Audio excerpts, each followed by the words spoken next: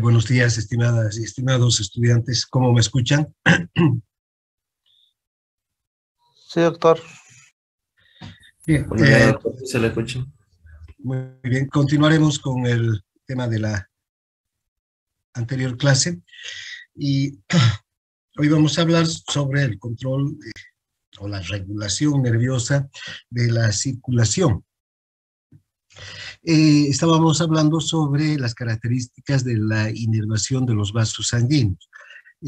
Como ustedes recordarán por anatomía, los vasos sanguíneos están inervados por el sistema nervioso simpático. El parasimpático no tiene ninguna función en la regulación de la regulación nerviosa de los vasos. Solamente fibras simpáticas llegan hasta las arteriolas y las venas, también a las arterias, desde luego. Cuando hay una estimulación simpática, se va a producir una vasoconstricción, una estimulación total del simpático va a producir contracción en arterias, arteriolas, vénulas y venas. Ahora, los capilares no tienen ningún tipo de inervación, porque los capilares solamente tienen una capa de células endoteliales. ¿Qué es lo que inervan los nervios simpáticos? La capa muscular, el músculo liso que tienen las arterias, las arteriolas, las vénulas y las venas. Como los capilares no tienen músculo liso, no hay inervación simpática ni parasimpática de los capilares. Ahora, cuando hay una estimulación simpática, una excitación simpática, se produce vasoconstricción. Cuando hay una inhibición simpática, se produce vasodilatación. Por eso es que no hay necesidad de una acción contrapuesta de otro sistema o del parasimpático, por ejemplo, para la vasodilatación. Si el simpático produce vasoconstricción, el propio sistema simpático también va a producir vasodilatación, enviando señales inhibidoras hacia los músculos lisos de los vasos. Bien, a nivel de las arterias y arteriolas, cuando hay una estimulación simpática, aumenta la resistencia, porque las arterias y las arteriolas lo que hacen es, en su función principal, es conducir la sangre hacia los capilares y conducir esta sangre a presiones altas, como ya sabemos. Pues cuanto mayor es, entonces la contracción, va a haber mayor presión y va mayor contracción básicamente, y esto va a hacer que disminuya el flujo sanguíneo, ¿no? Y se va a producir una resistencia periférica, va a disminuir la velocidad y la cantidad de flujo sanguíneo que se dirige hacia un territorio. Cuando hay, en cambio, estimulación simpática a nivel de las venas, esta estimulación simpática disminuye el volumen que está, de sangre que está en las venas también, porque al contraerse las venas hay menos sangre en estas, pero esta sangre es impulsada hacia la aurícula derecha. A esto permite que aumente el retorno venoso, y si aumenta el retorno venoso va a aumentar el gasto cardíaco. Esto va a permitir entonces en última instancia que aumente la función de bomba del corazón. Una inhibición simpática en cambio va a hacer que se dilaten las venas, a nivel de las venas, estas se van a dilatar. Si se dilatan va a haber mayor volumen en las venas y va a disminuir el retorno venoso. Recuerden que las venas tienen una función clave de ser reservorios de sangre. ¿Para cuándo tenemos ese reservorio? Para cuando es necesario aumentar el gasto cardíaco. El gasto cardíaco puede aumentar de 5 litros por minuto hasta 13 litros por minuto en una persona normal, sin una preparación física, digamos, extra, pero en un deportista el gasto cardíaco puede subir a 17, a 20, 25 o 35 litros por minuto en casos de exigencia extrema en deportistas que exigen al máximo su rendimiento físico, ¿no? Entonces, vea, es una función clave de las venas tener esa reserva para aumentar el gasto cardíaco, pero también esta reserva nos sirve, como hemos hablado ya varias veces, en casos de hemorragia. Tenemos 1 litro de sangre extra en las venas que puede ser utilizada cuando perdemos sangre en una hemorragia. Bien, ahora, ¿cómo es la inervación simpática del corazón y de los vasos? Primero hablaremos de la inervación simpática del corazón.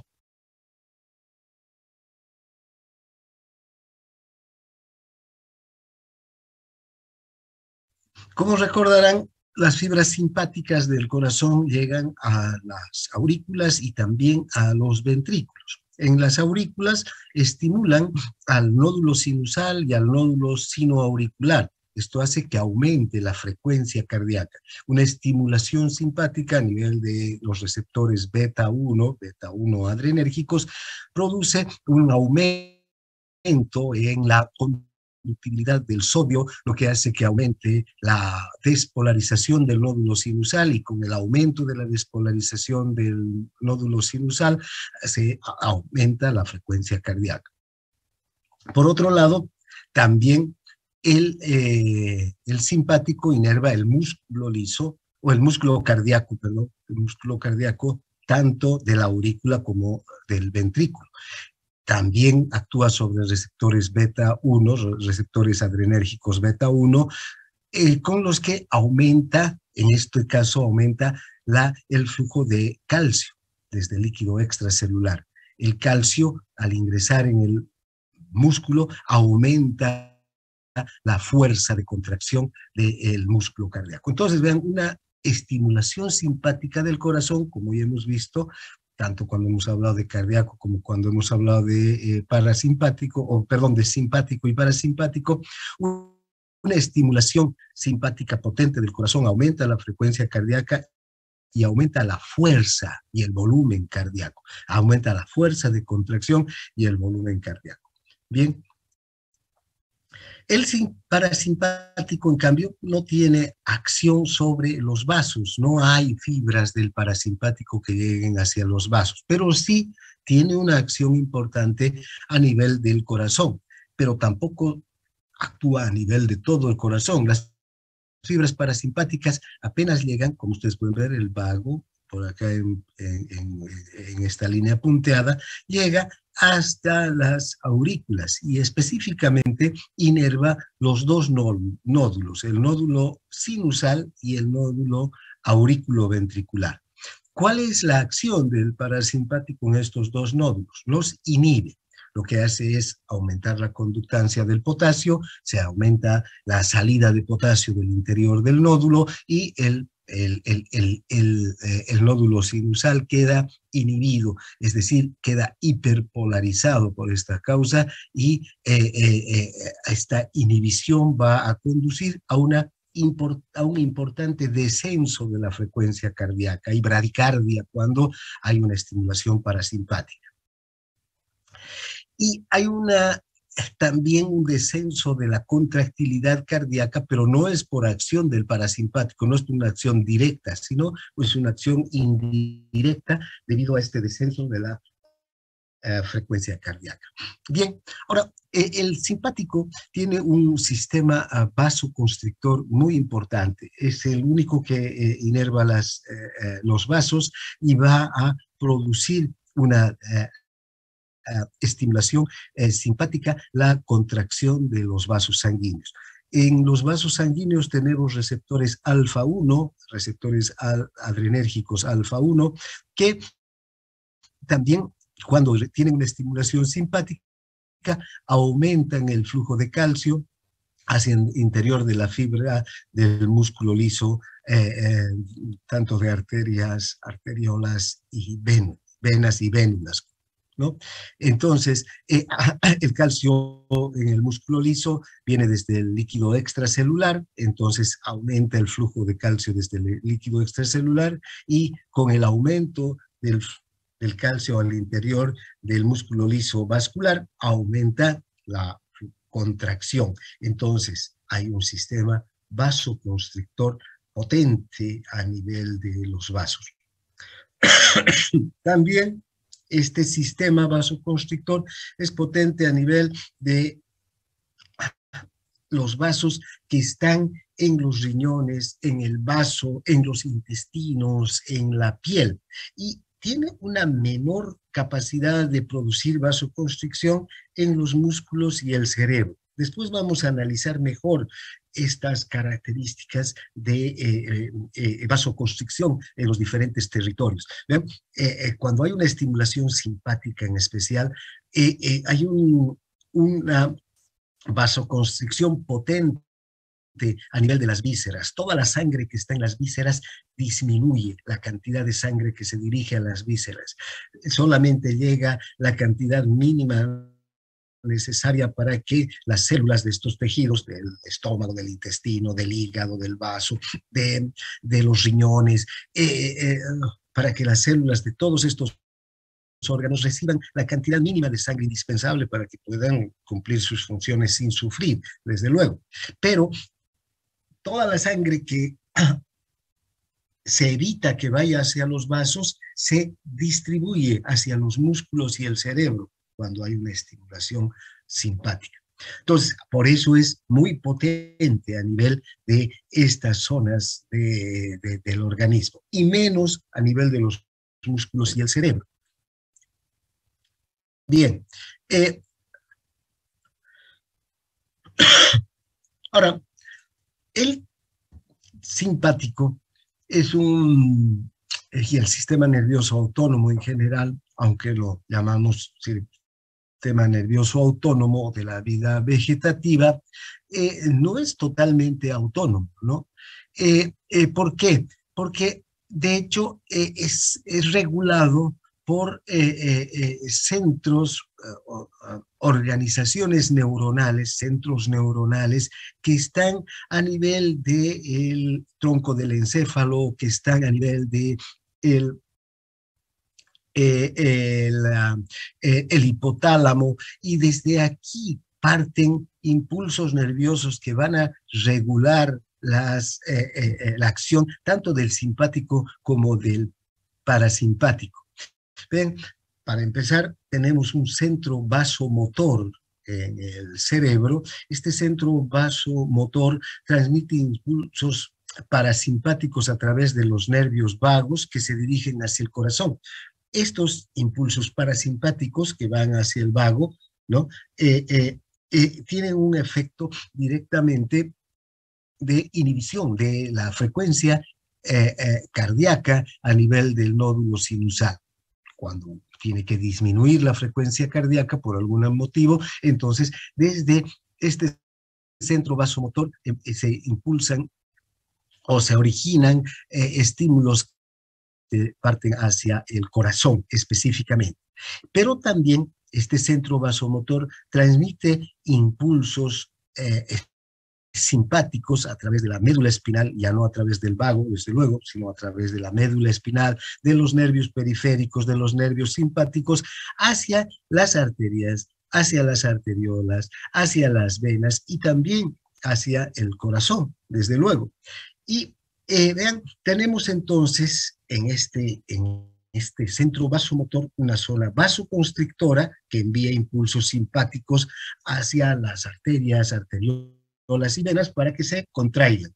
Tenemos una zona vasodilatadora, también desde estos mismos centros simpáticos, también transmiten impulsos simpáticos, pero ya no son impulsos simpáticos excitadores, sino son impulsos simpáticos inhibidores para que se produzca una vasodilatación.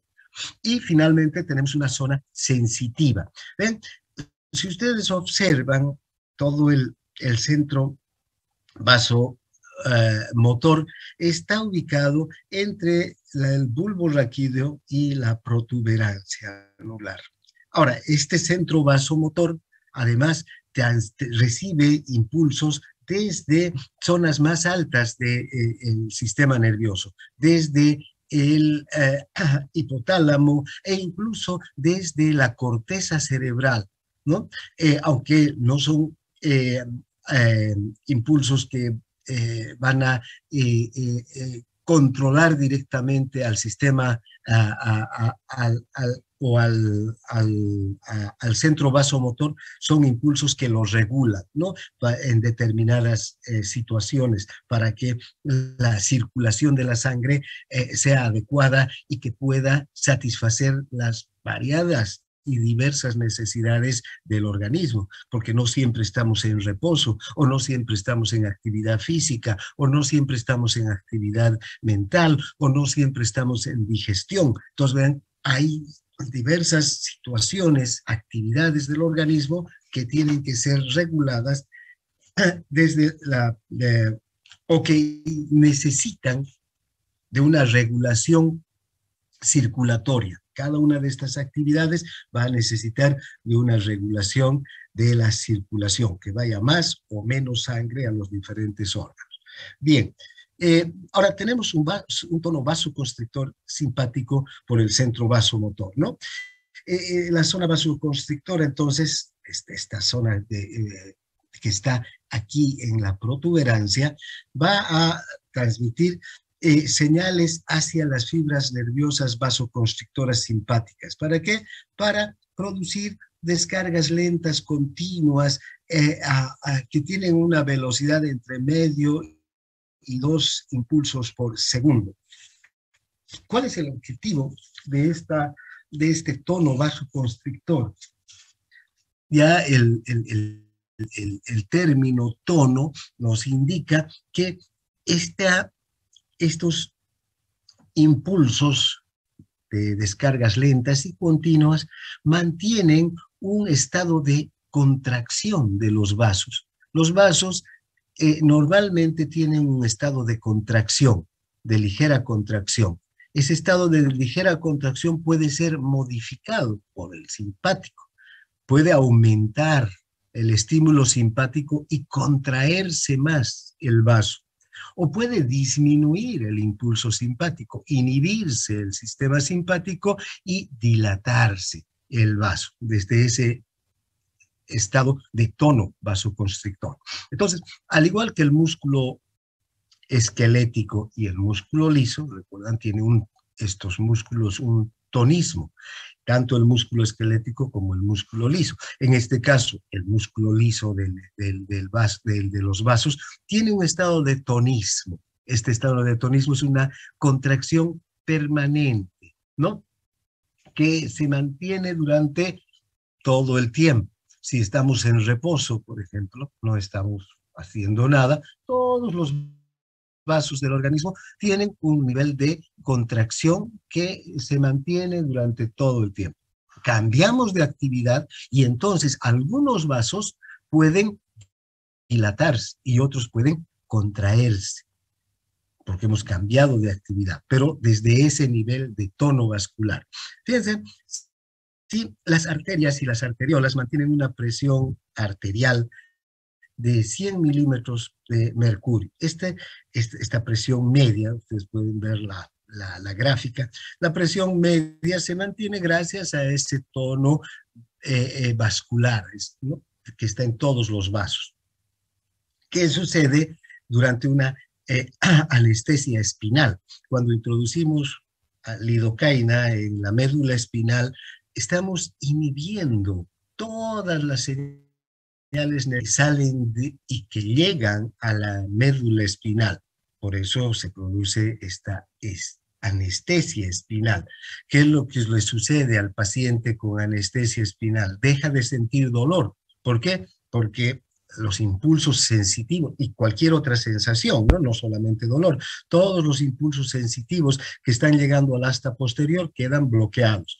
También el paciente es incapaz de mover las piernas, por ejemplo, ¿no? Queda paralizado de una buena parte del organismo, no puede moverlas durante el estado de anestesia espinal. Entonces, ¿por qué? Porque todos los impulsos nerviosos que salen desde la asta anterior de la médula hacia las motoneuronas también quedan inhibidos, entonces el paciente no puede mover los músculos. Y finalmente, también hay una inhibición de la salida de del estímulo nervioso simpático. Sabemos que el simpático, al abandonar la médula, lo hace desde el asta intermedio anterior, ¿no es verdad? Y estas fibras del simpático se unen a las fibras nerviosas de los nervios raquídeos para abandonar la médula y abandonan junto a este paquete a este paquete nervioso. Entonces, también el simpático al salir de la médula espinal es inhibido. Y fíjense qué ocurre con esa inhibición. Todos los pacientes que van a tener este tipo de anestesia espinal van a disminuir, la presión va a caer directamente, sufren hipotensión. ¿Por qué? Porque toda la estimulación simpática, incluida la que mantiene el tono vasoconstrictor, el tono vasomotor, digamos, ¿no? Va a caer. Y fíjense, va a caer a unos 50 milímetros de mercurio aproximadamente. Entonces el paciente entra en hipotensión. Por eso los anestesiólogos saben esto y se tienen que encargar de mantener la presión del paciente alta, porque con una presión así el paciente está en hipotensión, ¿no? Ahora, ¿qué es lo que, fíjense, si en Buen día, disculpe por cortarle. A mi compañero se le cortó el internet, Daniel Jiménez y Yulisa Quinteros. Ya, muy bien, los voy a aceptar.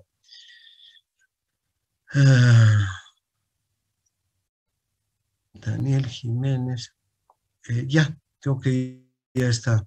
Bien, entonces, si ustedes observan en este experimento, si hacemos una anestesia espinal, la inhibición entonces de las señales nerviosas simpáticas que salen desde el asta intermedio lateral, ¿ven? Van a caer la presión arterial. Pero ¿qué sucede si a este individuo le ponemos una inyección, le administramos una ampolla de norepinefrina? La norepinefrina es un fármaco que actúa exactamente igual que la noradrenalina o norepinefrina, solo que esta es sintética, viene en ampollas y se puede administrar por vía intravenosa. Fíjense cómo la norepinefrina inmediatamente eleva la presión arterial, lo que nos está demostrando que el tono vasoconstrictor normal del organismo se mantiene gracias a estas continuas señales que salen desde el simpático. Esta es una acción importante para mantener la presión arterial media, ¿no? Este tono vasoconstrictor también se conoce entonces como tono vasomotor. Bien, ahora, este centro vasomotor entonces es el que va a controlar la actividad de los vasos, pero también del corazón, ¿no? Por eso se llama centro vasomotor. Si ustedes observan estas porciones laterales del centro vasomotor, hay dos agrupaciones neuronales, ¿no? Dos en la parte superior, que son el centro vasoconstrictor, y dos en la parte inferior, el centro vasodilatador. En realidad está a nivel de la protuberancia. Si recuerdan, la mayor parte de los estímulos excitadores, ya sean del músculo esquelético, del propio cerebro, cuando hemos visto neuro, parten de centros nerviosos que están en las estructuras más superiores, prácticamente a nivel de la protuberancia. En cambio, las señales inhibidoras parten de estructuras más inferiores que están a nivel de la parte superior del bulbo raquídeo. En este caso también, fíjense, este es un centro vasodilatador que también controla al simpático. Este controla al simpático y este también controla al simpático. Pero este lo que hace es producir inhibición del centro vasoconstrictor. Cuando este centro se activa, el centro vasodilatador inhibe al centro vasoconstrictor y que va a producir una inhibición de la actividad simpática, ¿no? También va a controlar al corazón, no solamente a los vasos, sino también va a controlar al corazón. Ahora, fíjense, este centro, todo el centro vasomotor, tiene un centro, el centro cardioinhibidor. Este centro cardioinhibidor está más relacionado con el sistema parasimpático. ¿Por qué? Y fíjense, también este centro cardioinhibidor está en la parte inferior del centro, del todo el centro vasomotor, a nivel de la unión entre la parte superior del bulbo raquídeo y de la protuberancia, ¿no? Este centro cardioinhibidor, a través de los vagos, transmite impulsos inhibidores hacia el corazón, disminuyendo la frecuencia cardíaca en especial, y también la contracción. Bien, ahora, estos centros, como les decía hace un momento, no actúan solos, tampoco actúan independientemente de señales sensitivas que llegan desde otros centros que controlan a su vez al centro vasomotor. ¿Ven? El centro vasomotor va a estar bajo estímulos o bajo control directa del hipotálamo, ¿no? Que ejerce efectos tanto excitadores como inhibidores, y también de la corteza cerebral, en especial desde la zona motora de la corteza cerebral, que también envía, como ustedes pueden ver, señales excitadoras e inhibidoras para controlar al centro vasomotor. Entonces, ahora, el hipotálamo, como ustedes recordarán, es un centro que está a cargo del control de todas las, digamos, las actividades relacionadas con la vida vegetativa. Por ejemplo, si hace frío, ¿no? Si sentimos frío, porque está el ambiente demasiado helado, ¿no? Baja 8 grados, 9 grados la temperatura. Entonces, ¿qué ocurre? Inmediatamente esa temperatura desde los receptores periféricos que tenemos para la temperatura, recuerdan, terminaciones nerviosas libres que están en la piel, se envían señales hasta posterior de la médula. De aquí va a subir esta señal hasta el hipotálamo. Y en el hipotálamo va a haber centros también que van a controlar, van a recibir estas sensaciones de frío, ¿no? De temperatura fría. Entonces, el hipotálamo, este centro termorregulador que tiene el hipotálamo, va a actuar a través de dos vías para mantener la temperatura constante en el organismo. Necesitamos mantener 37 grados centígrados. ¿Qué hace el hipotálamo en ese momento? Por una parte, envía señales a este centro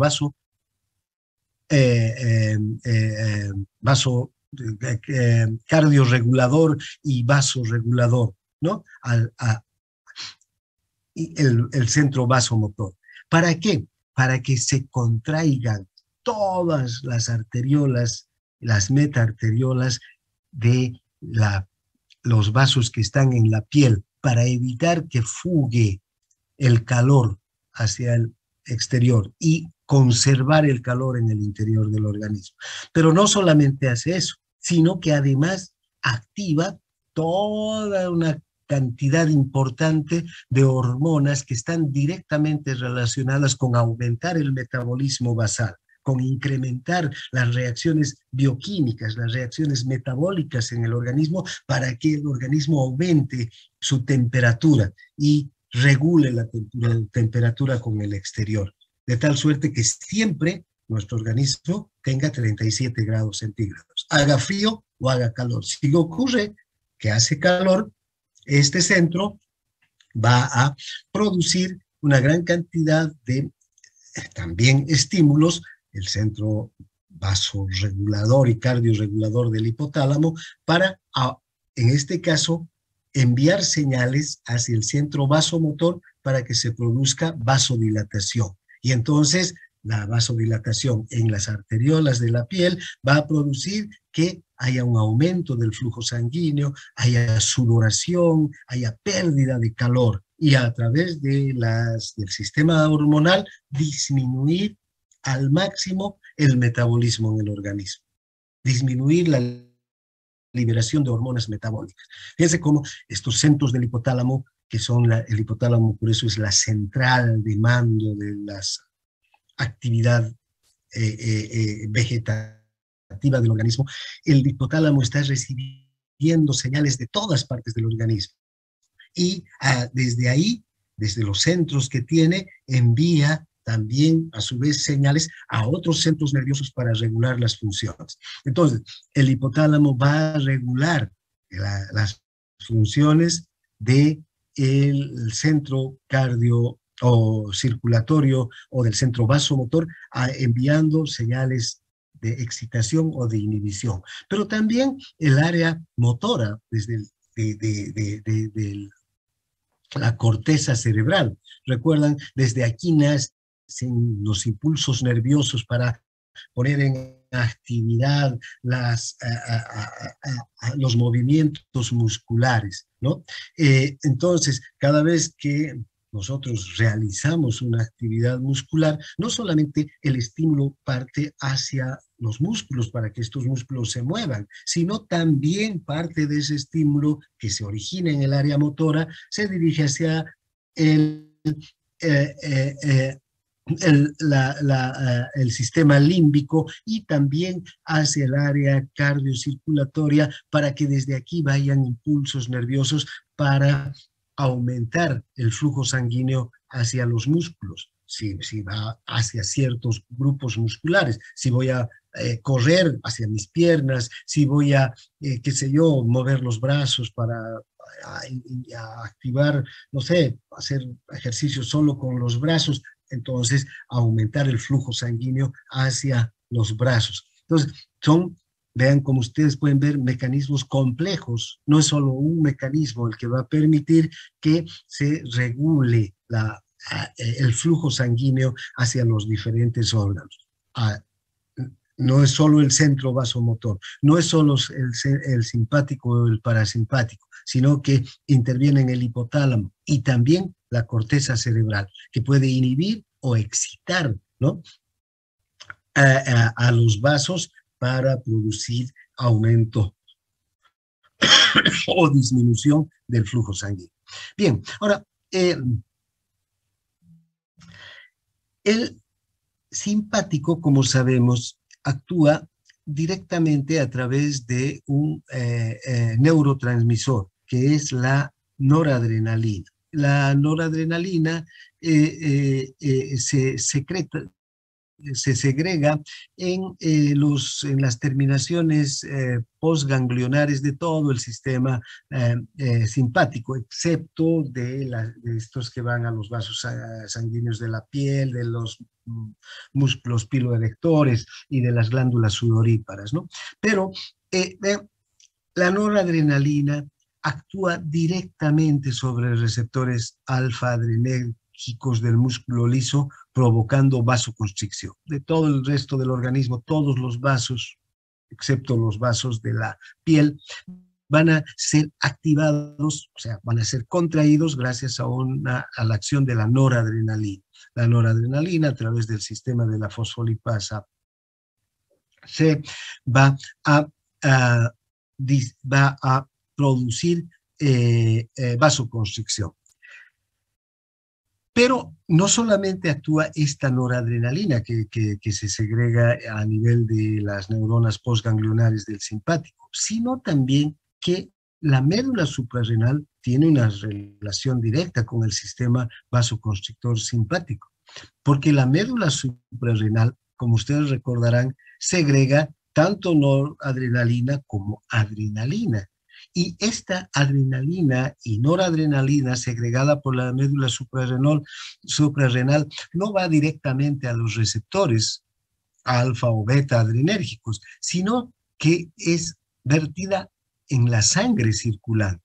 Esta noradrenalina y adrenalina entonces circula por todo el organismo y produce una vasoconstricción generalizada, produce aumento de la fuerza de contracción del corazón, produce aumento de la frecuencia cardíaca. Cada vez que la médula suprarrenal entonces se activa y empieza a segregar mayor cantidad de adrenalina y noradrenalina, todo el sistema cardiocirculatorio se activa. Hay vasoconstricción en los vasos, hay aumento de la frecuencia cardíaca y aumento de la fuerza de contracción. Pero también hay que recordar que en algunos tejidos la noradrenalina produce vasodilatación, porque actúa sobre receptores beta 2. Estos receptores beta 2, ¿dónde están? En las arterias que penetran, en las arteriolas en realidad, que penetran en el interior del músculo cardíaco, por ejemplo, en las arteriolas endocárdicas. Aquí hace falta que cuando hay una estimulación cardíaca, más bien haya vasodilatación, porque el músculo cardíaco requiere mayor cantidad de sangre. Y si hay vasoconstricción acá, fíjense, más bien se le va a quitar de flujo sanguíneo, menos oxígeno, menos nutrientes para un músculo que está en aumento de su actividad. Lo mismo ocurre con el músculo liso o con el músculo esquelético. Cuando el músculo esquelético aumenta su actividad, como hemos visto, también hay unos receptores beta 2 a nivel de las arterias que penetran, las arterias intramurales. Estas arteriolas intramurales tienen estos receptores beta 2 que lo que hacen es producir vasodilatación. Excepto entonces en esas arteriolas, tanto a nivel del corazón como a nivel del músculo esquelético, la adrenalina y la noradrenalina lo que hacen es producir vasoconstricción. Además, en el corazón producen aumento de la fuerza de contracción y aumento de la frecuencia cardíaca. Ahora, hay una función importante del sistema nervioso en el control rápido de la presión arterial. Así como el organismo necesita aumentar el flujo sanguíneo de manera inmediata, si nosotros empezamos a correr, nuestros músculos necesitan más sangre, más oxígeno, más nutrientes, entonces aumenta el flujo sanguíneo. También, y ese flujo sanguíneo aumenta en segundos, como hemos visto ya, pero también para que pueda haber un aumento en general de el flujo sanguíneo hacia los músculos, por ejemplo, que necesitan correr, tiene que haber cambios a nivel de todo el sistema cardiocirculatorio. Tiene que aumentar la presión arterial, tiene que aumentar la función de bomba del corazón, ¿no? Entonces, también, no bien, si estamos echados con una presión media de 100 milímetros de mercurio, con la cantidad, con 5 litros de gasto cardíaco que se están distribuyendo, como ya hemos visto en el cuadro de la anterior clase, en los porcentajes adecuados a cada tejido para que estos cumplan sus funciones mínimas, ¿no? Estamos en reposo, tranquilos ahí. ¿Qué sucede cuando nos paramos y empezamos a correr? Tiene que haber cambios en todo el sistema cardiocirculatorio, tiene que aumentar el flujo sanguíneo, tiene que aumentar la presión arterial y tiene que subir la presión arterial. Y esos cambios ocurren en segundos, no estamos hablando de cambios que van a ocurrir a la tarde o después de una hora, tienen que, en ese mismo momento que nos hemos parado y hemos empezado a correr, tienen que producirse todos esos cambios. Tiene que haber funciones vasoconstrictoras que contraigan los vasos sanguíneos de numerosos territorios y también estímulos cardíacos que lleguen hacia el corazón y que el corazón empiece a funcionar con mayor rapidez y con mayor fuerza de contracción. Además, en ese mismo momento se tiene que producir una inhibición de las señales inhibidoras vagales, porque el vago también cumple, cuando estamos en reposo, está cumpliendo una función, enviando señales inhibidoras hacia el corazón para mantener la frecuencia cardíaca dentro de los límites de la normalidad. Entonces hay que inhibir al vago para que el vago no frene la acción del simpático, ¿no? Fíjense, todos estos cambios que se producen a nivel del sistema cardiocirculatorio. Ahora, ¿cuáles son los cambios que van a aumentar la presión? Si todas las arteriolas de la circulación sistémica se contraen, va a aumentar la resistencia periférica, va a aumentar la oposición a que la sangre circule por un territorio determinado. Si las venas, además, se contraen con fuerza, va a desplazar gran cantidad de sangre hacia el corazón y va a aumentar el volumen de sangre en el corazón. Además, el sistema nervioso autónomo estimula directamente también al propio corazón, lo que también potencia la bomba cardíaca. Ahora, fíjense qué interesante es esto. Cuando todas las arterias, y las arteriolas en especial, de la circulación sistémica se contraen, va a aumentar la resistencia. Y esta resistencia, ¿qué hace? Lo que provoca es que disminuya el flujo sanguíneo, porque es una resistencia a la circulación. Esta resistencia no es a ninguna otra cosa más que a la circulación. Cuando un vaso tiene este diámetro, va a tener la resistencia de 1, pero si tiene este diámetro, va a tener este diámetro, ¿vean? La mitad, va a tener una resistencia de 2. ¿No es verdad? Va a aumentar la resistencia, va a dificultar el retorno. Eso ocurre en las arteriolas. Ahora, en cambio, en las venas, estas venas que tenían un diámetro determinado, ¿no? Y que contienen un volumen de sangre, se van a contraer, y al contraerse van a tener necesariamente que disminuir el volumen de sangre que contienen. ¿Y hacia dónde va a ir esa sangre? Esa sangre va a ir hacia la aurícula derecha y va a aumentar entonces el volumen de retorno venoso. Toda la sangre que llega a la aurícula derecha aumenta el retorno venoso. Ahora, esta cantidad de sangre que llega a la aurícula derecha es aceptada por la aurícula derecha se contrae y luego va a pasar hacia el ventrículo derecho. También el ventrículo derecho va a aceptar esta cantidad de sangre dentro de los límites fisiológicos. Recuerdan, está el mecanismo de Frank-Starling, que el ventrículo derecho se va a distender más y va a, además, contraerse con más fuerza para poder impulsar esa sangre.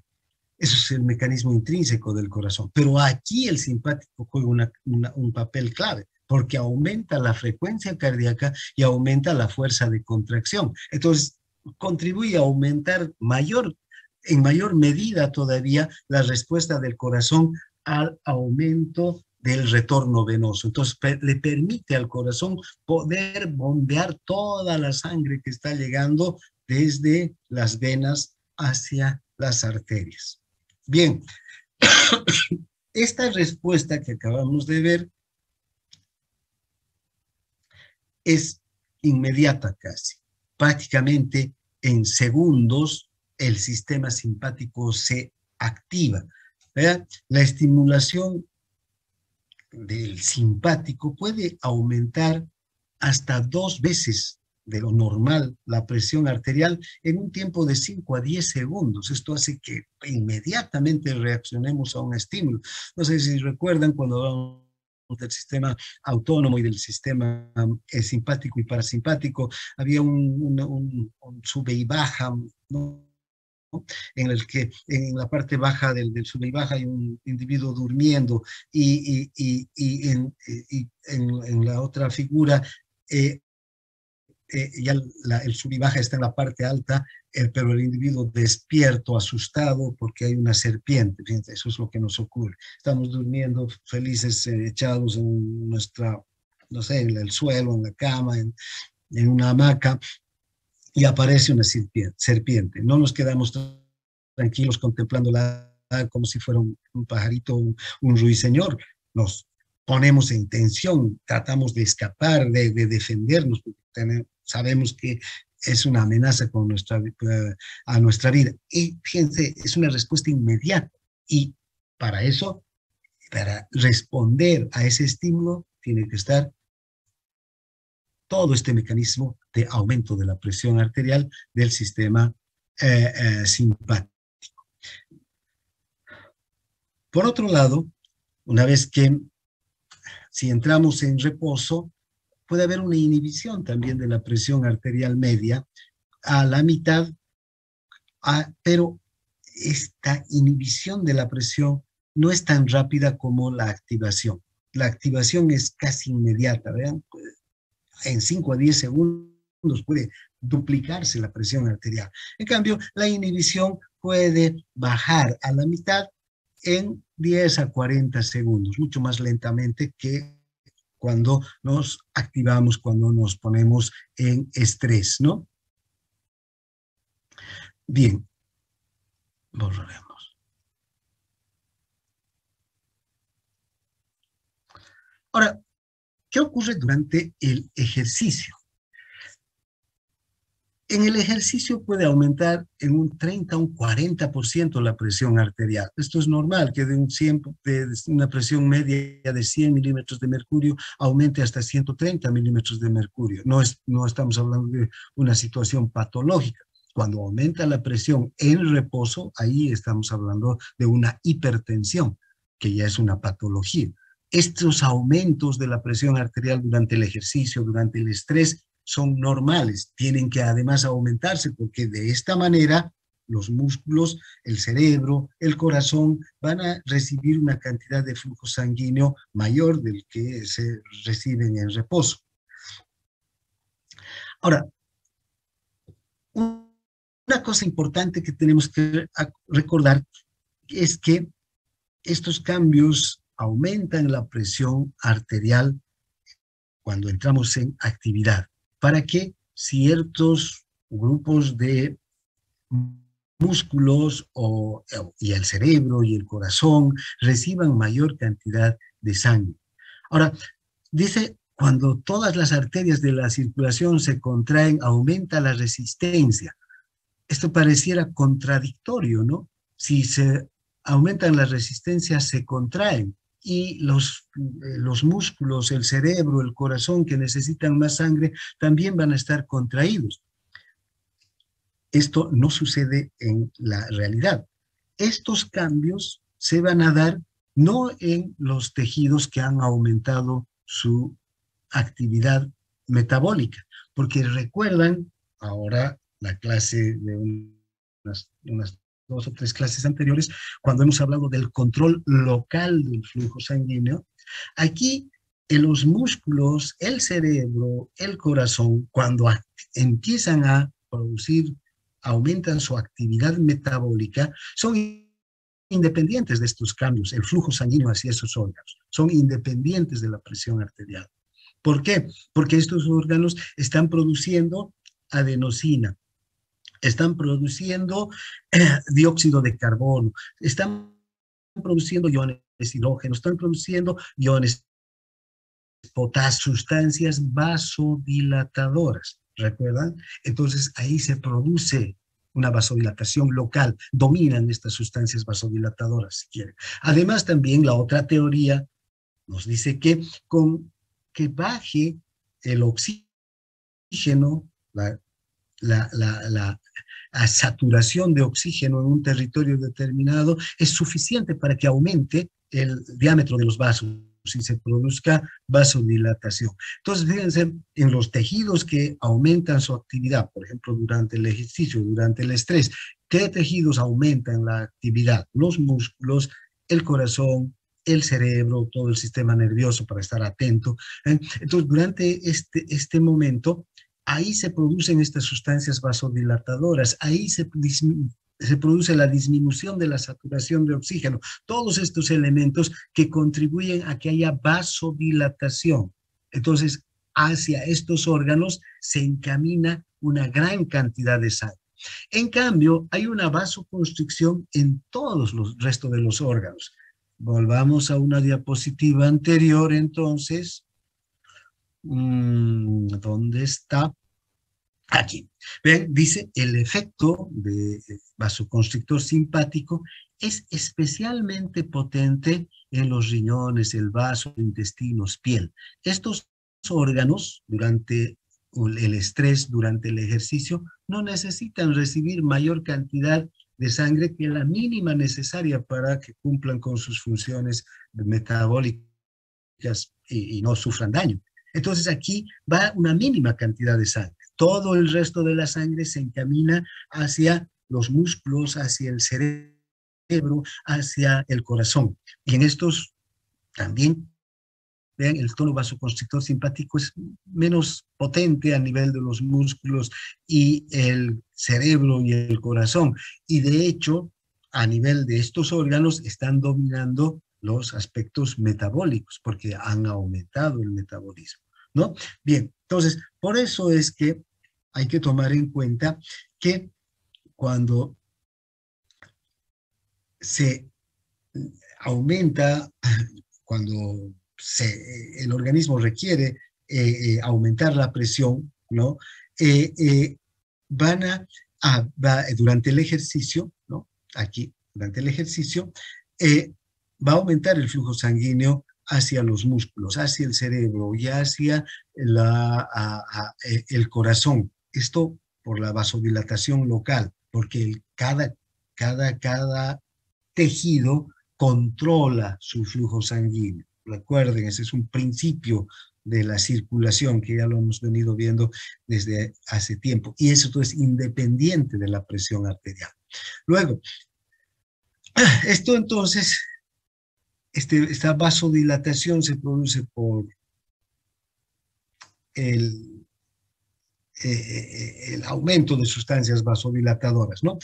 Pero además, vean, hay una elevación simultánea de la presión que va a también actuar sobre estos órganos, sobre estos vasos, ¿no? Que están en los músculos y en el cerebro y en el corazón, aunque no van a producir vasoconstricción, pero sí va a aumentar la presión. Entonces, todas estas dos fuerzas combinadas, la vasodilatación, que va a aumentar el flujo, si aumenta el flujo, aumenta la presión. Con el solo aumento del volumen ya sabemos que aumenta la presión. Vamos a, para recordar esto, la presión arterial es igual a flujo por resistencia, ¿no? Flujo es el volumen. Cuando hay vasodilatación, aumenta el volumen, va a aumentar la cantidad de sangre que está llegando hacia los músculos, hacia el cerebro. Entonces, aumenta el flujo, ¿no es verdad? Y aumenta la presión. Pero además, el estímulo simpático también se da en estos vasos, aunque estén vasodilatados debido al incremento del metabolismo, también van a recibir estímulos simpáticos que van a aumentar la resistencia. Entonces, fíjense, por las dos vías, por el volumen, debido a la vasodilatación, y por la propia estimulación simpática, por la resistencia, va a aumentar la presión arterial durante el ejercicio. No sé si les queda claro esto. Esto es importante que comprendan qué es lo que ocurre a nivel de estos vasos que llegan a los órganos que más requieren durante el ejercicio. ¿Y por qué aumenta la presión?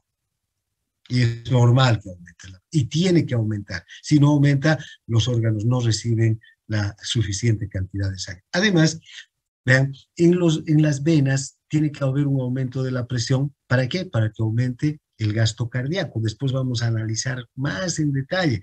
Después vamos a hablar mucho del gasto cardíaco y del retorno venoso, y vamos a ver estas variables que son muy importantes en la circulación.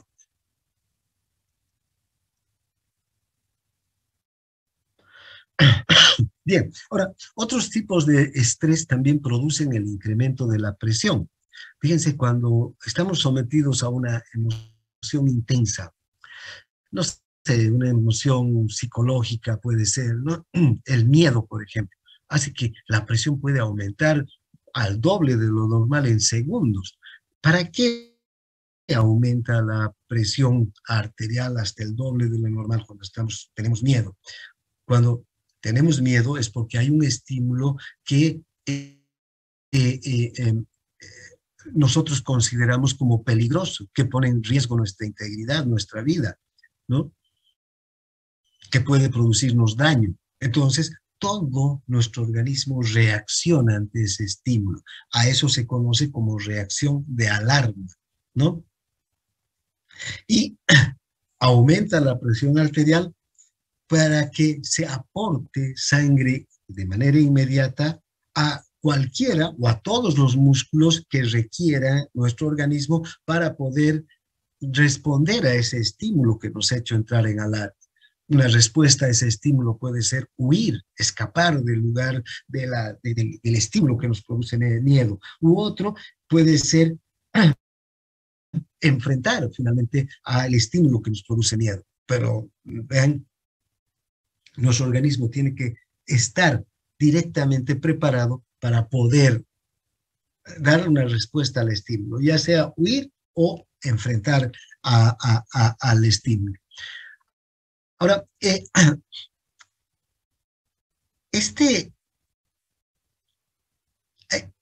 también hay un estrés que, digamos, no es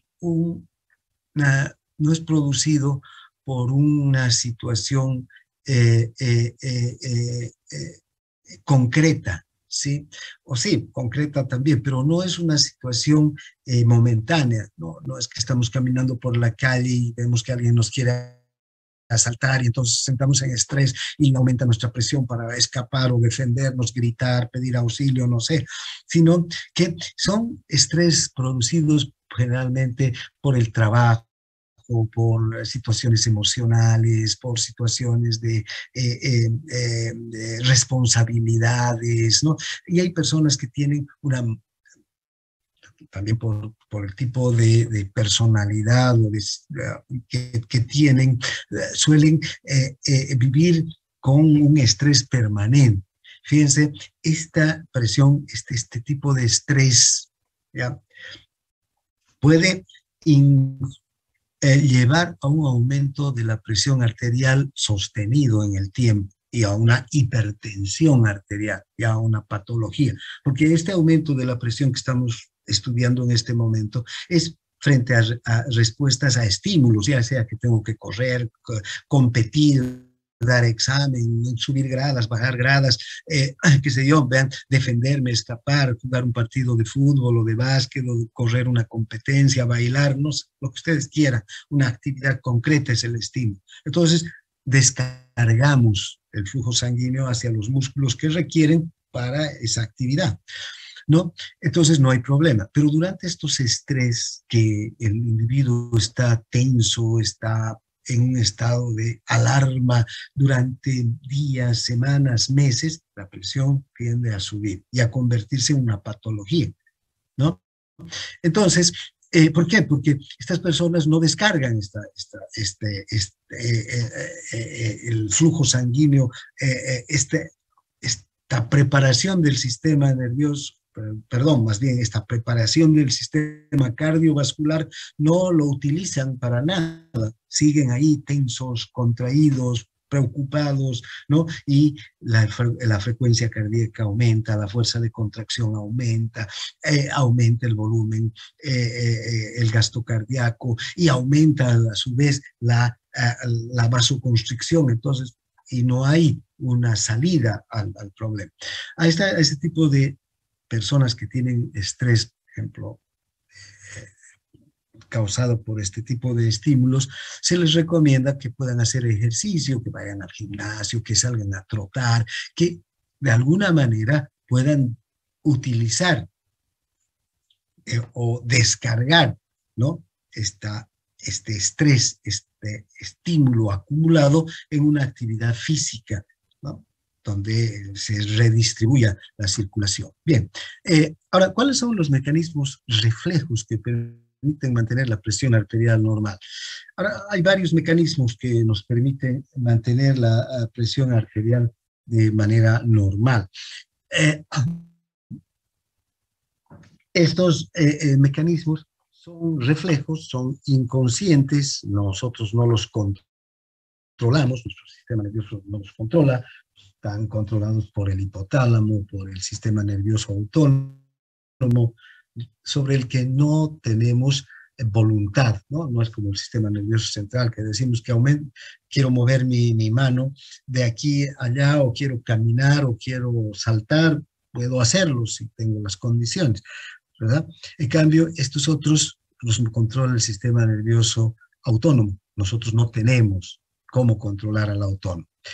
Entonces, estos mecanismos, estemos nosotros durmiendo, caminando, en el cine, estudiando, están funcionando de manera que mantienen la presión arterial siempre en valores normales. Por eso se basan en mecanismos reflejos de retroalimentación negativa. Si sube la presión, hay un mecanismo, por cualquier motivo puede intentar subir la presión, hay un mecanismo reflejo que se pone en marcha y disminuye inmediatamente la presión para que ésta siga en valores normales. Si tiende a bajar la presión, hay un mecanismo reflejo que se pone en marcha, ¿no? Y por un mecanismo de retroalimentación negativa, vuelve a subir la presión hasta ponerla en condiciones normales. Por eso se llaman mecanismos reflejos que utilizan estos mecanismos de retroalimentación negativa. ¿Cuáles son los principales y los más efectivos y los que están funcionando día y noche sin descanso? Son, en primer lugar, los vasoreceptores que están a nivel de la aorta, del callado de la aorta y de la bifurcación de las dos carótidas. Aquí tenemos estos vasoreceptores, son receptores tipo spray que responden al estiramiento. Vean, si aumenta el volumen, por ejemplo, aumenta la presión, ¿no? Y estos receptores se estiran. Si disminuye el volumen, disminuye la presión y estos receptores disminuyen en su estiramiento. Entonces, por eso son receptores de estiramiento. La presión, el aumento de la presión estira los receptores. Y desde estos receptores se envían señales nerviosas, fíjense, desde los receptores carotídeos a través de los nervios de Hering y del glosofaringeo hacia el centro cardio regulador.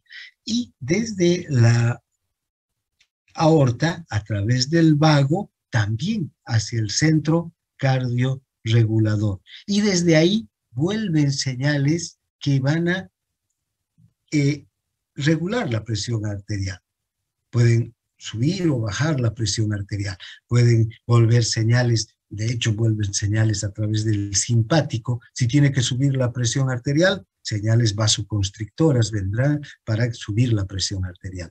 Si tienen que disminuir la presión arterial, volverá también a través del simpático. Si no, van a venir, lo que va a pasar son señales inhibidoras, vasodilatadoras para disminuir la presión arterial. Pero no solamente van a volver hacia los vasos esas señales, sino también van a dirigirse hacia el corazón. ¿Para qué? Para disminuir la frecuencia cardíaca, para disminuir la fuerza de contracción, o para aumentar la frecuencia cardíaca, o para disminuir la fuerza de contracción, ¿no? Entonces, estos varoreceptores son claves para regular la presión arterial. Entonces, desde la bifurcación de la carótida, los nervios de Hering y el glosofaringeo llevan las señales. Y desde la aorta, el vagus es el que va a llevar las señales al centro cardiorregulador. Ahora, estos varoreceptores no se estimulan con presiones muy bajas. Si la presión está por debajo de 50 milímetros de mercurio, estos varoreceptores ya no responden, porque son receptores de estiramiento. Ahí ya no están nada de estirados, ni poco ni mucho, entonces no van a responder. Cuando las presiones son muy bajas, ya no actúan los varoreceptores. Vamos a ver que cuando la presión está entre 50 a 0, son otros receptores, ¿sí? Los quimiorreceptores, que también están en la carótida y también están en la aorta.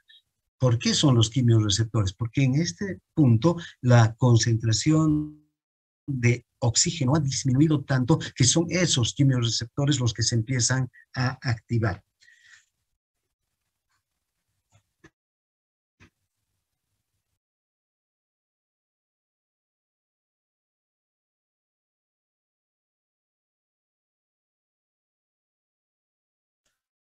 Ahora, entre 50 y 100 milímetros de mercurio, estos receptores funcionan, ¿no? Y responden a cambios de la presión. Si baja la presión por debajo de 50, de 100 milímetros a 80, a 60, a 70, van a responder los varoreceptores enviando señales hacia el centro cardiocirculatorio. También van a responder a presiones altas, por encima de 100 milímetros de mercurio, hasta unos 180 milímetros de mercurio, la presión media. Imagínense lo que es la presión media, 180 milímetros de mercurio. Estamos hablando de presiones que fácilmente llegan a 300 la sistólica y a 100 o 120 la diastólica, ¿no? Entonces, fíjense, estas son una presión altísima, 180 milímetros de mercurio, la media, la presión media, no la sistólica o ni la diastólica, sino la media, la que normalmente es de 100 milímetros de mercurio. Ahora, tanto los carotídeos como los aórticos van a responder a más o menos a las mismas características.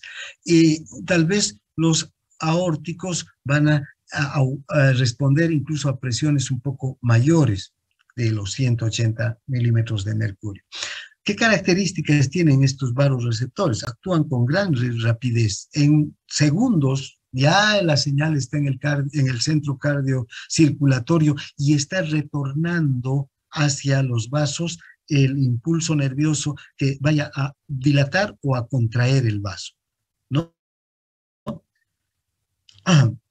Estos varoreceptores incluso responden mejor a cambios de presiones que se dan con mucha rapidez que a presiones que son estacionarias. Presiones estacionarias, estos varoreceptores responden para mantener la presión en un valor determinado. Pero cuando cambia la presión, por algún motivo hay una hipotensión, disminuye la vasodilatación periférica, puede haber, y disminuye la presión arterial, inmediatamente los vasoreceptores detectan esta disminución, envían señales hacia el centro cardiocirculatorio y desde ahí vuelven señales excitadoras hacia los vasos para que se contraigan, hacia el corazón para que aumente la frecuencia cardíaca, para que aumente la fuerza de contracción, porque ¿qué pasa si hay una disminución de la presión? Disminuye el gasto cardíaco y disminuye el retorno venoso. Y si disminuyen estos dos valores, va a disminuir el flujo sanguíneo hacia todos los órganos. Y entonces, ¿qué va a sentir una persona con presión por debajo de la normal? Mareos, lipotimia, se puede desmayar, ¿verdad? Porque la presión está tan baja. Entonces, inmediatamente los receptores tienen que responder a estos cambios de presión para que enviar señales nerviosas que restablezcan la presión arterial, ¿no? Bien, ahora, cada vez que hay un cambio de presión, entonces, inmediatamente los vasoreceptores entran en funcionamiento, ¿no? Las señales de los vasoreceptores entran en el tracto solitario del bulbo, ¿no? Las señales inhibidoras inhiben el centro vasoconstrictor y en sí excitan el centro parasimpático vagal. Esto ocurre cuando aumenta la presión arterial. Fíjense, si aumenta la presión arterial a 120 de 100 por algún motivo, estas señales de los vasoreceptores van hacia el tracto solitario del bulbo raquídeo. ¿Y qué es lo que van a hacer? ¿Ven? Por una parte, enviar señales desde el centro desde el centro vasodilatador hacia el centro vasoconstrictor. Estas señales son señales inhibidoras, como les decía hace un momento. El centro vasoconstrictor disminuye la frecuencia de envíos de estímulos hacia los vasos y los vasos empiezan a dilatarse.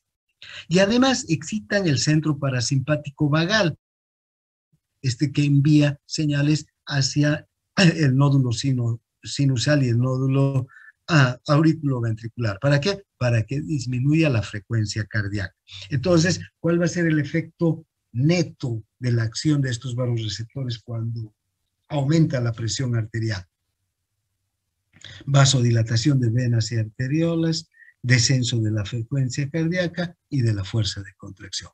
Entonces, volviendo al dibujo, vean, disminuye aquí la presión, para que se haga, disminuye la presión arterial, ¿no? Y van las señales hacia estos centros, actúan sobre primero los centros cardioinhibidores o vasodilatadores para que estos inhiban a los centros vasoconstrictores que están en la protuberancia y luego la señal por el simpático sea de inhibición, vasodilatación. Pero además van a actuar también sobre el centro cardiorregulador para que mediante el parasimpático lleguen señales hacia el nódulo sinusal y el nódulo auriculoventricular para que disminuya la frecuencia. Con todo eso, entonces, disminuye la presión arterial en general, ¿no? Entonces, eso es lo que cuando hay los vasoreceptores se excitan por una presión elevada, ocurren esos cambios. Lo mismo va a ocurrir cuando estos vasoreceptores perciban una presión baja. Los efectos van a ser contrarios, ¿no? Perciben una presión baja, disminuye la presión por debajo de 100 milímetros de mercurio, 80-70, se envían señales hacia el centro cardiocirculatorio. Aquí, ¿qué va a ocurrir? Se va a estimular el centro vasoconstrictor. Va a haber vasoconstricción generalizada de arterias, arteriolas, venas, y va a aumentar la frecuencia cardíaca y la fuerza de contracción. Todo eso va a hacer que aumente el volumen de retorno venoso, aumente el gasto cardíaco y se restituya la presión arterial. Son mecanismos inmediatos. Vean, este es un experimento que se ha hecho con unos perros, ¿no? A los que se les ha pinzado los nervios que tanto el glosofaringeo como el vago, para evitar que los vasoreceptores envíen señales hacia el centro cardiocirculatorio. Fíjense, inmediatamente ha habido un aumento de la presión arterial. Y luego, cuando se ha vuelto a restablecer, digamos, ¿no? En este caso, se ha pinzado a las carótidas, ¿no? Para que no pase la sangre a través de las carótidas. Ha bajado el flujo sanguíneo. Pero fíjense, la respuesta inmediata ha sido, porque los receptores han detectado la disminución del flujo, la respuesta ha sido un aumento notorio de la presión. Se libera el flujo sanguíneo carotídeo y nuevamente la presión baja a niveles normales, demostrándose entonces la importancia de estos receptores, los vasoreceptores en el control de la presión. Nuestros receptores, entonces, tienen una función cotidiana. Estos no se activan solo cuando hay una presión alta, una presión baja. De hecho, vean, el rango de activación de estos receptores va desde 180 milímetros de mercurio hasta 50 milímetros de mercurio. Pero, ¿qué es lo que hacen estos receptores? Nos mantienen con una presión dentro de lo que diríamos los límites de la normalidad, ¿no? 90, 110.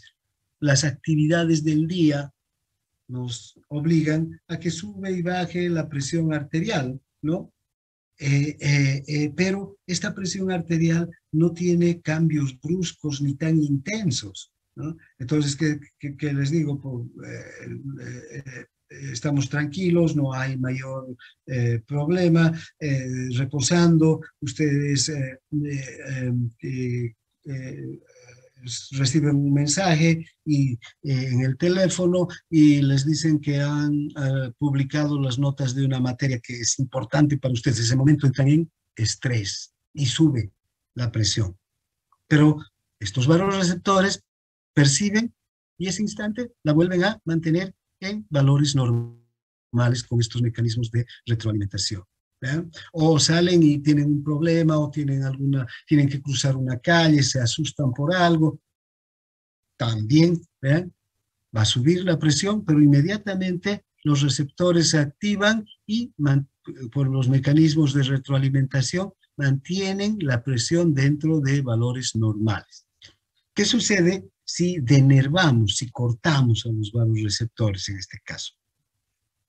De su comunicación con el centro cardiocirculatorio. Si hacemos una sección, aquí cortamos, no permitimos ya que vayan estímulos desde la aorta ni desde la carótida. Vean, este experimento se ha hecho en perros y fíjense cómo varía la presión. Si este es volviendo a la primera gráfica, si este es un perro normal, el perro está durmiendo, tocan la puerta, el perro se activa, vean, ladra tal vez, pero la presión se mantiene dentro de valores normales, ¿no? Luego se echa a dormir, baja un poco la presión, pero inmediatamente vuelve a valores normales. Entonces siempre se mantiene dentro de un rango de valores normales. No hay variaciones intensas y bruscas de la presión. Luego tocan la puerta, es una persona desconocida, el perro se altera más todavía, ladra ahí, el otro lo molesta, incluso el perro ladra, fíjense, pero sube la presión e inmediatamente vuelve a mantenerse dentro de valores relativamente normales, aumentos y disminuciones, porque tiene que haber estas variaciones de la presión de acuerdo a las actividades cotidianas.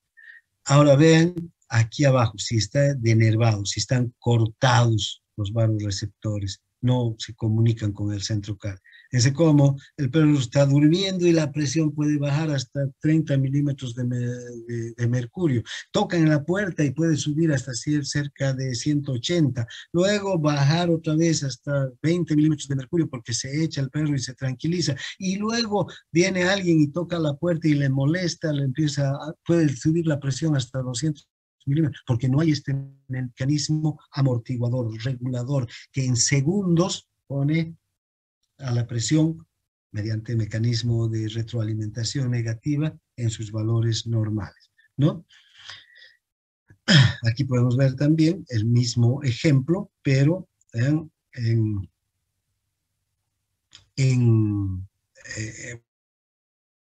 unas curvas diferentes, ¿ven? Y la variación. En un perro normal, las variaciones de la presión arterial no le van a hacer que se aleje de los 100 milímetros de mercurio. La mayor parte va a estar dentro de los 100 milímetros de mercurio, ¿no? eh, puede bajar hasta 80, hasta 90 y subir hasta 110. En cambio, en un perro denervado, fíjense cómo puede haber estas variaciones tan extremas. Pocos van a estar en 100 milímetros de mercurio, que es lo normal.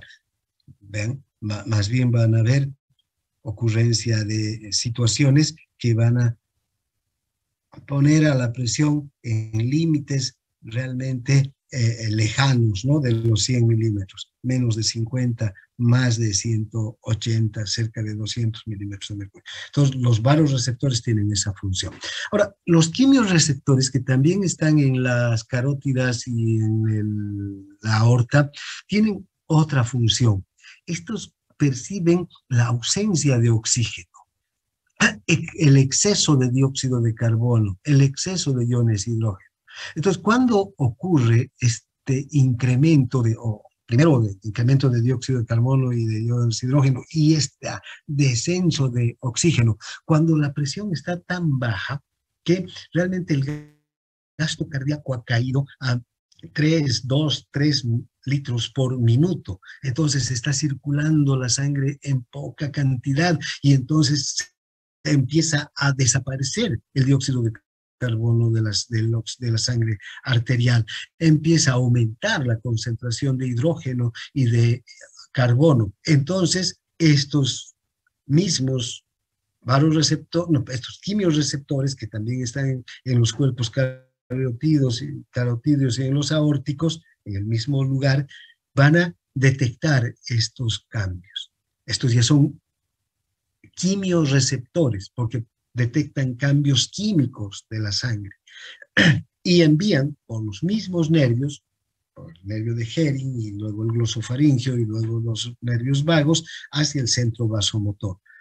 Si la presión cae tan bajo, vean, hasta niveles críticos por debajo de 50 milímetros de mercurio, cuando ya la sangre se está saturando de dióxido de carbono y perdiendo oxígeno, entonces se activan estos y lo que hacen es enviar señales a través o sea, primero se activa el centro, se activa el quimiorreceptor, envía señales a través de los nervios de Hering y del glosofaringio hacia el centro cardiocirculatorio y desde aquí vuelven señales excitadoras potentes hacia los vasos para que se contraigan y hacia el corazón para que aumente la frecuencia cardíaca y la fuerza de contracción. Así se regula nuevamente el gasto cardíaco, se aumenta desde luego la presión arterial y se regula el gasto cardíaco, ¿no? Y la presión arterial vuelve a su normalidad. Hay otros reflejos también en otros lugares que van a ayudar a regular la presión. Uno de estos son los reflejos auriculares que están en las aurículas y otros son los pulmonares que están en las arterias pulmonares. No solamente entonces la carótida o la aorta tienen mecanismos reflejos para regular, sino, vean, la aurícula derecha también. Cuando llega a mayor cantidad de sangre o menor cantidad de sangre a la aurícula derecha, también tienen receptores de estiramiento. Si llega a mayor cantidad, se estiran más estos receptores. Si llega a menos cantidad, se estiran menos. Y estos receptores lo que hacen es enviar señales también hacia los centros cardiocirculatorios para que se produzcan respuestas a los cambios del volumen de sangre, ¿no? Estos son receptores de baja presión, porque recuerden, la aurícula derecha trabaja con presiones muy bajas y la arteria pulmonar también tiene presiones que, de hecho, la presión media en la arteria pulmonar es de 16 milímetros de mercurio. Entonces, son presiones muy bajas. Entonces, tenemos el reflejo de volumen y el que parten desde tanto la aurícula derecha como de la arteria pulmonar, ¿no? Este reflejo de volumen, el reflejo auricular, es un reflejo interesante porque activa los riñones, además, no solamente hace que se produzca una mayor aumento de la vasoconstricción, sino fíjense que este reflejo que se produce en la aurícula va a llegar primero hacia el hipotálamo. En el hipotálamo va a haber un estímulo que va a hacer que aumente o que, perdón, disminuya la secreción de hormona antidiurética y además se libera otro péptido en la aurícula, el péptido natriurético auricular. ¿Qué es lo que hacen estas dos sustancias, ¿no? La hormona antidiurética es la que va a regular la eliminación de orina a nivel del riñón, ¿no? Si aumenta la hormona antidiurética, disminuye la cantidad de orina que eliminamos. Y si disminuye la cantidad de orina que eliminamos, aumenta la reabsorción de agua y sodio. Y si aumenta la reabsorción de agua y sodio, aumenta el volumen sanguíneo. Por otro, este péptido natriurético auricular se dirige hacia el riñón y lo que produce es aumentar la liberación de orina, por eso se llama de sodio en primer lugar, natriurético. Y detrás del sodio, ¿quién va? El agua. Entonces, estos dos mecanismos van a regular si aumenta o disminuye el volumen en la aurícula, el volumen de sangre que llega a la aurícula. Estos dos mecanismos van a regular el volumen sanguíneo, ¿no? Normalizan el volumen de sangre y controlan indirectamente la presión. El reflejo de Van Bridge también actúa a nivel de la aurícula y esto ayuda a regular la frecuencia cardíaca. Cuando aumenta el volumen que llega a la aurícula, este reflejo de Van Bridge lo que hace es que aumente la frecuencia cardíaca, puede aumentar hasta un 15%.